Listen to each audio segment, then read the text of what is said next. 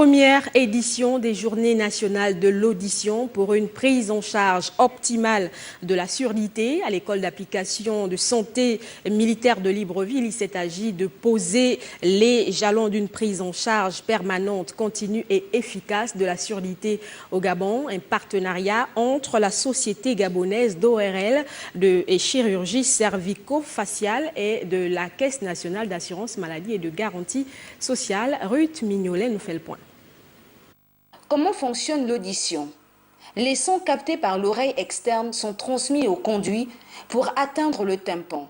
Les tympans convertis, les sons en vibration. Les vibrations sont transmises par la chaîne des osselets jusqu'à la cochlée. La simple réhabilitation auditive permet le maintien d'un enroulage cortical et donc permet de garder une bonne perception des sons.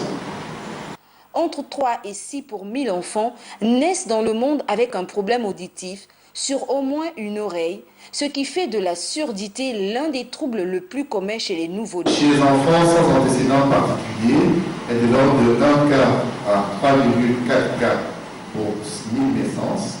Et lorsque on tombe dans une famille où il y a des antécédents à haut risque, on peut aller jusqu'à 15 cas pour 1000 naissances. Il y a une forte nécessité de la population gabonaise d'offrir cette solution à des patients qui ont besoin, parce qu'on peut estimer une surdité profonde chez le nouveau-né à plus de 300 cas par an.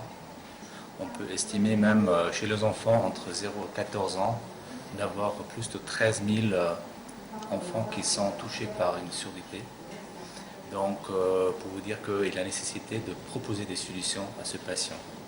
Les problèmes de communication auditive et verbale rendent toute éducation difficile car ils ont un impact direct sur la capacité de l'enfant à comprendre ce qui est dit et à répondre. Lorsque la surdité est liée à l'oreille interne qui est aux confins même du cerveau, le traitement chirurgical est généralement difficile. Et pendant longtemps, c'était des traitements médicaux qui n'étaient que des traitements palliatifs. Donc nous avons la perspective avec l'aide de l'État gabonais, en particulier de la Caisse nationale d'assurance maladie, de proposer à nos populations, et particulièrement aux enfants qui sont en âge de croissance et en âge d'apprentissage, des prothèses auditives. Entendre la parole des autres que leur propre voix permet aux implantés cochléaires d'affirmer leur capacité